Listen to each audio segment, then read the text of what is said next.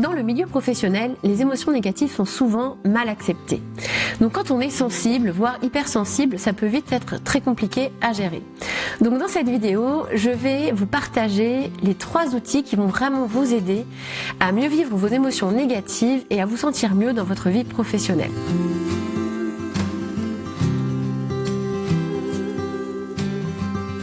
Moi, c'est Julie du cabinet Essentiel. Je suis coach professionnel accrédité ICF et praticienne Soul Coaching certifiée.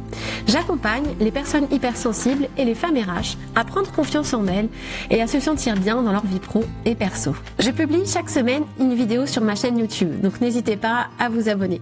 J'en profite aussi pour vous dire que j'organise très prochainement une conférence en ligne et gratuite, ça sera le 11 juillet, dans laquelle je vais vous partager des solutions concrètes pour reprendre confiance en vous.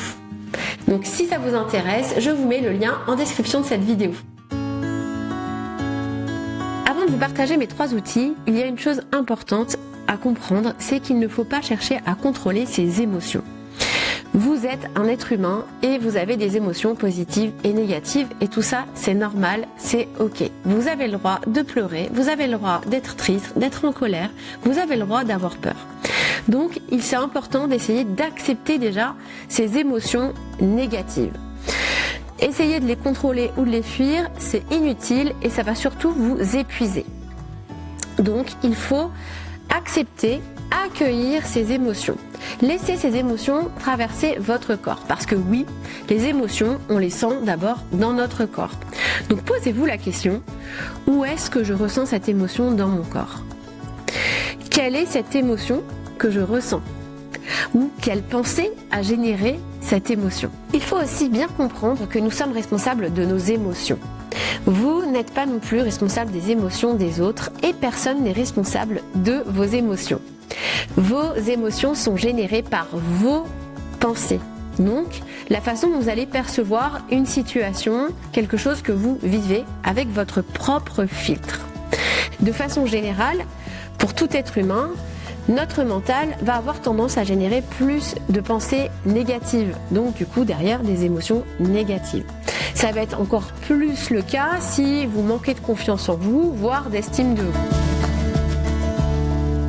On va donc plutôt agir sur nos pensées et non sur nos émotions.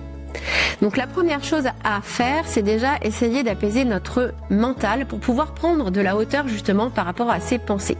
Donc moi je vais vous proposer 2 outils, mais il en existe beaucoup d'autres. Alors le premier outil que je vais vous présenter, c'est la cohérence cardiaque. La cohérence cardiaque, en fait, ce sont des exercices de respiration. Donc une grande inspiration et une longue expiration. En fait, la cohérence cardiaque va vous permettre de réduire votre stress très rapidement. Donc c'est super utile par exemple en cas de gros coups de stress, d'émotions très fortes. Par exemple, si vous allez prendre la parole en public, ça c'est hyper efficace. Vous pouvez aussi bien sûr ritualiser la cohérence cardiaque et le faire tous les jours afin d'apaiser votre mental finalement et de prendre de la hauteur par rapport à vos pensées. Moi, la cohérence cardiaque, c'est un outil que je vais plutôt utiliser de façon très ponctuelle, justement, quand j'ai vraiment un gros stress. Mais à vous d'essayer d'expérimenter. Vous allez trouver très facilement sur YouTube ou sur des applications gratuites des outils pour réaliser cet exercice très facilement. La méditation est un excellent outil pour prendre de la hauteur par rapport à ses pensées et travailler sur soi. Par contre là pour le coup c'est vraiment un outil que je recommande de ritualiser, c'est-à-dire de faire un peu tous les jours. Alors 5 minutes peuvent suffire chaque jour pour avoir vraiment des effets assez rapides. Alors un point qui est très important parce que c'est quelque chose que j'entends souvent, oui j'ai essayé la méditation mais j'y arrive pas, j'ai toujours des pensées qui me viennent. Oui, en fait c'est normal, c'est ok et l'objectif ce n'est pas de ne plus avoir de pensées, c'est de prendre conscience à un moment donné qu'on a une pensée et à ce moment-là de revenir à son corps ou à sa respiration. Donc c'est tout l'intérêt de l'exercice. Donc ne cherchez pas à ne plus avoir de pensée. C'est pareil, la méditation c'est quelque chose que vous pouvez faire très facilement. Vous avez plein de méditations guidées sur YouTube ou via des applications qui peuvent être gratuites. Donc n'hésitez pas, expérimentez, cherchez, essayez. Alors l'outil que je vais vous présenter, c'est un outil qui m'a vraiment beaucoup aidé pendant ma carrière.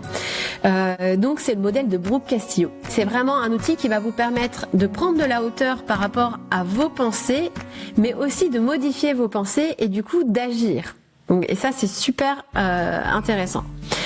Donc c'est un excellent outil d'auto-coaching. Donc je vais vous présenter les 5 étapes de ce modèle.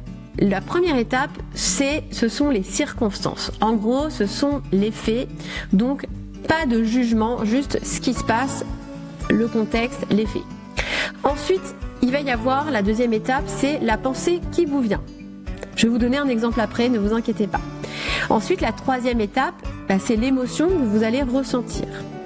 Ensuite, la quatrième étape, c'est l'action, voire l'inaction.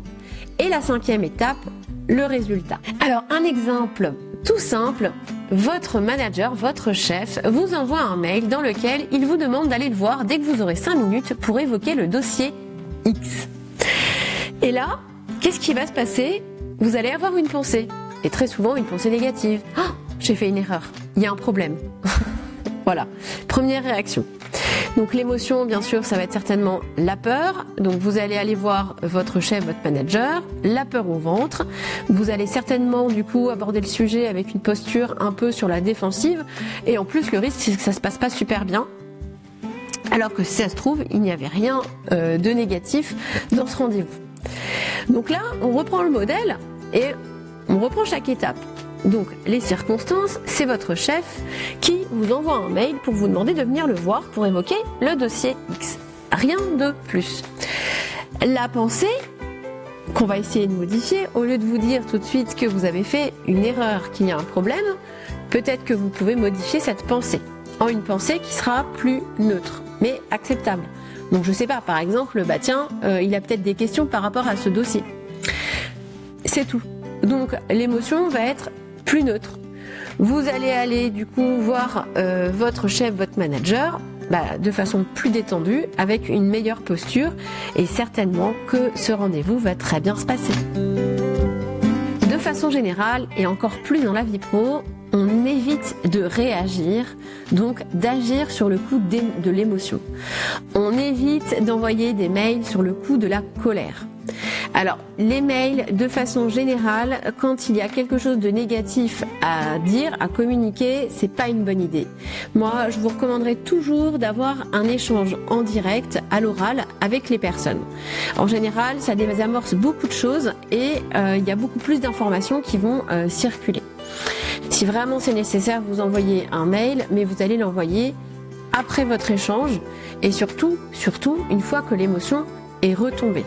Ça évitera beaucoup de regrets parce que souvent quand on envoie ce genre de choses ou qu'on réagit sur le coup de la colère, c'est pas très constructif et de toute façon la personne en face de vous, elle va pas bien recevoir ce que vous lui dites parce que tout ce qu'elle va voir, c'est votre émotion négative, votre agressivité. Si vous êtes hypersensible si vous manquez de confiance en vous, ça peut être beaucoup plus compliqué à gérer. Mais je peux bien sûr vous accompagner via mon programme Osez vous révéler. C'est un programme qui est holistique car il prend en compte toutes les dimensions de l'humain. Le mental, les émotions, l'esprit et le corps. Donc c'est un programme qui dure 4 mois, mais si vous voulez en savoir plus, je vous propose de prendre rendez-vous avec moi. Je vous mets le lien en description de cet épisode. Et voilà, j'ai terminé. J'espère que cette vidéo va vous aider.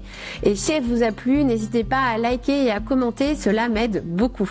Vous pouvez aussi me retrouver sur les autres réseaux comme LinkedIn, Instagram ou Facebook. Je vous souhaite une très belle semaine et je vous dis à la semaine prochaine.